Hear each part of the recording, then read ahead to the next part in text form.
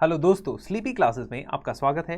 Premix 2023 में आज हम क्वेश्चंस डिस्कस करेंगे जिससे आपकी रिवीजन भी चेक होगी और ये भी देखते हैं कि कौन से टॉपिक्स हमारे लिए इंपॉर्टेंट होते हैं करंट अफेयर्स के पर्सपेक्टिव से और कुछ स्कीम्स के बारे में भी जानकारी लेते हैं। सबसे पहले आपको बहुत बहुत शुभकामनाएं नेशनल सिविल सर्विसेज डे की। इस दिन को एज एन इंस्पिरेशन ले ताकि आप फ्यूचर में जब सिविल सर्वेंट बने तो इंडिया की सर्विस के लिए ही काम करें, इंडिया के हक और हित में ही जो भी आपके एक्शंस हो वो रहें। चलिए फर्स्ट स्टेटमेंट डिस्कस करते हैं। First question is national initiative for promoting upskilling of निर्माण workers was launched by which ministry? तो skill development, housing and urban affairs, social justice empowerment, commerce industry. तो आप फटाफट से मुझे बता दीजिए कि किसमें आपको लगता है कि कौन सी मिनिस्ट्री ने लॉन्च की है। So the answer is, my dear friends, B. B is the correct answer. Ministry of Housing and Urban Affairs is the one that has launched this scheme. और ये निपुण, सबसे पहले तो निपुण भारत अभियान से अलग है। निपुण भारत अभियान is related to foundational literacy and numeracy और वो मिनिस्ट्री ऑफ एजुकेशन के अंदर आता है। दूसरी जानकारी आपको यह होनी चाहिए कि स्किल डेवलपमेंट का मतलब यह नहीं है कि सभी स्किल डेवलपमेंट मिनिस्ट्री के अंडर होंगे। इस बात को गौर से समझना है कि ministry of housing and urban affairs के अंडर ऑलरेडी एक स्कीम चलती है जिसका नाम है दीनदयाल अंत्योदय योजना, नेशनल अर्बन लाइवलीहुड मिशन। तो ये जो मिशन है इसके अंडर इस स्कीम को लॉन्च किया गया है और इस स्कीम का टारगेट है कि 1 लाख से ज्यादा कंस्ट्रक्शन वर्कर्स की अपस्किलिंग करना। निर्माण वर्कर्स है ना, तो कंस्ट्रक्शन वर्कर्स की अपस्किलिंग करना है, उनको नए स्किल्स प्रोवाइड करने हैं। ये इसका मेन ऑब्जेक्टिव है।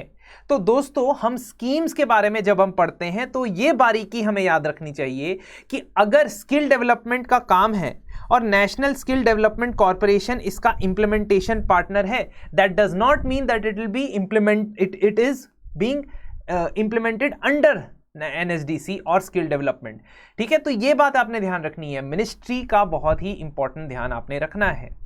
तो ऐसी स्कीम्स भी हमने डिस्कस की हैं, पॉलिटी गवर्नेंस के सारे करंट अफेयर्स भी डिस्कस किए हैं और सिर्फ पॉलिटी गवर्नेंस की नहीं, सभी मेजर सब्जेक्ट्स को हमने अभी तक बहुत सारी जगह डिस्कस किया है। लेकिन अब हम प्रीलिम्स 2023 के ध्यान में रखते हुए 26 अप्रैल से रैपिड रिवीजन कोर्स लेके आ रहे हैं जिसमें 50 घंटे के अंदर अंदर आपको सभी सब्जेक्ट्स के 1500 से ज्यादा टॉपिक्स करवाए जाएंगे। तो आपकी जितनी भी लास्ट मिनट इश्यूज हैं, स्टडी आवर्स कम पड़ रहे हैं, जो भी इश्यूज आते हैं, आप इस बहुत ही नॉमिनली प्राइस्ड कोर्स को एनरोल कर सकते हैं। इंडिविजुअल कोर्स भी अगर आपने लेना है, कोई सब्जेक्ट अगर आपको लगता है कि सही नहीं है, वो भी आप एनरोल कर सकते हैं। तो डिटेल्स आपकी स्क्रीन पे दी हुई हैं।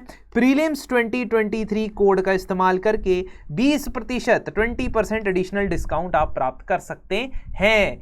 तो अब सेकंड क्वेश्चन की तरफ बढ़ जाओ।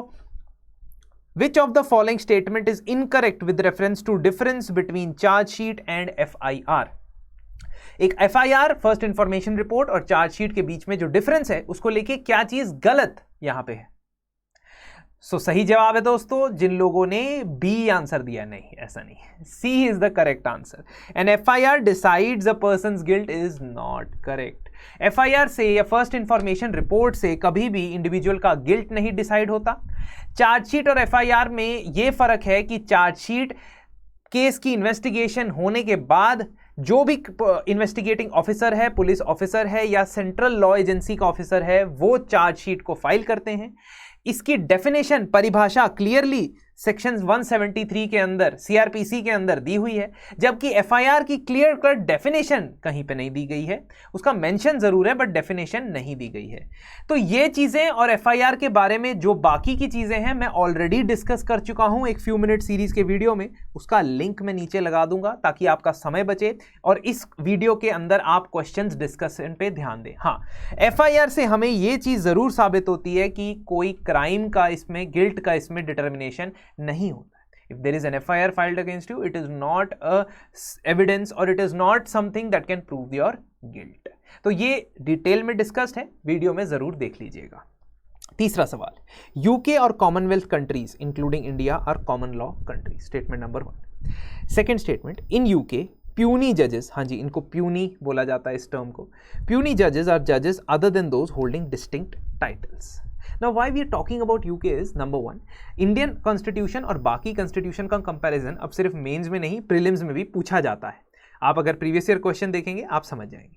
दूसरा, कुछ जजेस को लेके बहुत उत्पात मचा हुआ है हमारे देश में, सिलेक्शन और अपॉइंटमेंट ऑफ जजेस को लेके, तो थोड़ा सा ये रेलेवेंस यहां पे है। आंसर आप बताइए। Answer is both statements are correct. UK और कई सारी कॉमनवेल्थ कंट्रीज यानी कि एक्स कॉलोनीज, ब्रिटिश कॉलोनीज जिसमें इंडिया भी शामिल है, वो कॉमन लॉ कंट्रीज मानी जाती हैं। इसका मतलब क्या हुआ? इसका मतलब ये कि the body of law that is created by जजेस through their written opinions rather through statutes और कॉन्स्टिट्यूशंस। कहने का मतलब ये हुआ कि हमारी कंट्री के अंदर कॉमन लॉ या केस लॉ के आधार पे कानून बनते हैं, जुडिशियल प्रेसिडेंट माना जाता है इसे। तो इसीलिए अगर सुप्रीम कोर्ट कोई जजमेंट दे देता है तो आगे इसके आगे जो भी लॉज बनने हैं, कानून बनने हैं, वो उसी जजमेंट के दायरे में बनने चाहिए।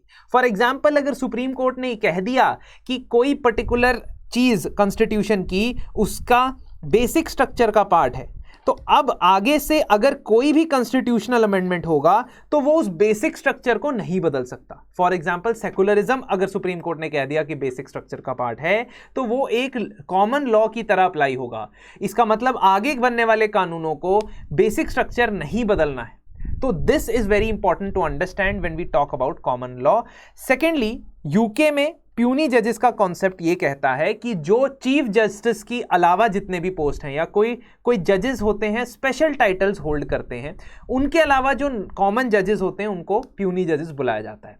सिमिलरली, अगर हम इंडिया से इसका कंपैरिजन करें, इंडिया में जो चीफ जस्टिस ऑफ इंडिया होंगे या chief justice of high courts होंगे, उनके अलावा बाकी के जितने जजेस सुप्रीम कोर्ट और हाई कोर्ट में होंगे उनको प्यूनी जजेस बुलाया जाएगा। लेकिन इंडिया में एक खास बात यह है कि प्यूनी जजेस और स्पेशल टाइटल वाला जज जो है उसमें कोई खास फर्क नहीं है। जुडिशियल पावर्स दोनों की लगभग बराबर ही है। तो अगर किसी बेंच में 3 जजेस का बेंच है, उसमें चीफ जस्टिस ऑफ इंडिया बैठे हैं और 2 बाकी के जजेस बैठे हैं, तो 2 बाकी के जजेस अगर किसी जजमेंट के फेवर में बात करते हैं तो उन्हीं की जजमेंट को फाइनल जजमेंट माना जाएगा। चीफ जस्टिस ऑफ इंडिया उसमें कोई वीटो पावर नहीं होल्ड करते हैं। So there is no special judicial veto power with the chief justice, only administrative powers are there. सिर्फ एडमिनिस्ट्रेटिव पावर्स और थोड़ा सा सैलरी वगैरह में फर्क होगा, अदरवाइज जुडिशियल पावर्स दोनों की बराबर हो, चाहे वो प्यूनी जजेस हो यानी नॉन सीजीआई या चीफ जस्टिस। चौथा क्वेश्चन, तो चौथे क्वेश्चन में आप तीनों स्टेटमेंट्स देखिए, हेट स्पीच के बारे में और स्पीच के बारे में कुछ आपसे सवाल पूछा गया है, उसका जवाब दीजिए।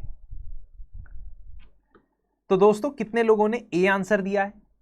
ए answer is the correct answer. क्यों?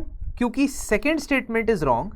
आर्टिकल 19(2) कॉन्स्टिट्यूशन का freedom of speech and expression नहीं गारंटी करता है। इनफैक्ट आर्टिकल 19(1) जो है 1A freedom of speech and expression को गारंटी करता है। आर्टिकल 19(2) तो रीजनेबल रिस्ट्रिक्शंस के बारे में हमें बताता है।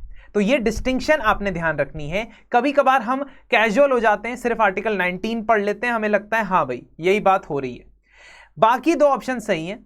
रिस्पॉन्सिबल स्पीच देना जिससे डिफेमेशन ना हो, किसी की sovereignty, integrity of India, unity of India को ना कुछ नुकसान पहुंचे, ये आपके आर्टिकल 19 नॉट 21 आर्टिकल 19 का एक बहुत ही इंपॉर्टेंट पार्ट है। ठीक है, तो सेकेंड स्टेटमेंट जो होगी वो इनकरेक्ट होगी, बिकॉज आर्टिकल 19(2) जो है वो गारंटी नहीं करता है freedom of speech and expression. ये बात आपने ध्यान रखनी है। 19(1) करता है।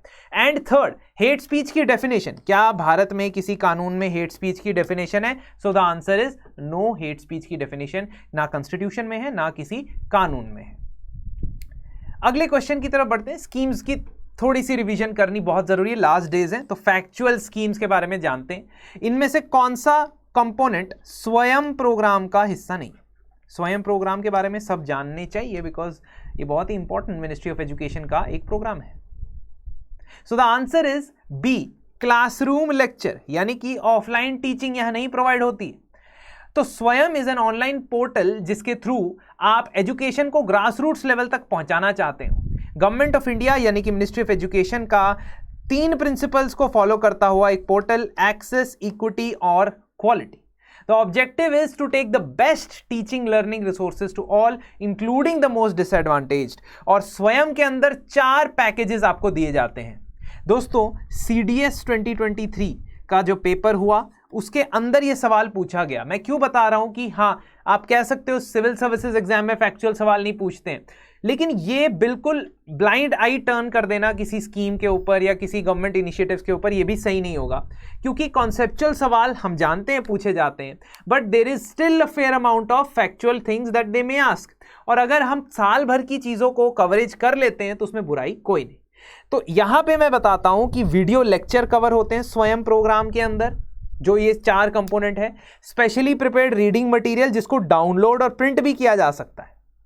सेल्फ असेसमेंट टेस्ट होते हैं और ऑनलाइन डिस्कशन फोरम होता है। ऑफलाइन या क्लासरूम टीचिंग स्वयं इनिशिएटिव के अंदर नहीं होती।